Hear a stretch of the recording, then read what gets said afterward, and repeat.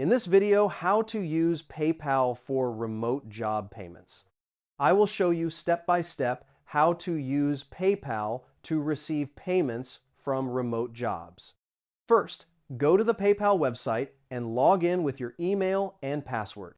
If you do not have an account yet, click Sign Up to create your account. After logging in, go to the top menu of the page. Click on Send and Request. Now click on the Request option.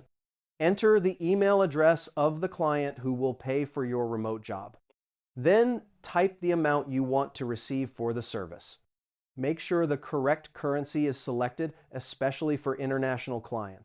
You can also add a description explaining the service you provided. After that, click Request Payment.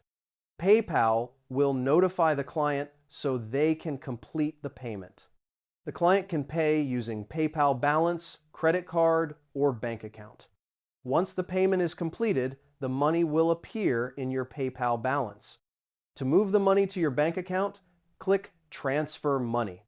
Select your linked bank account and confirm the transfer.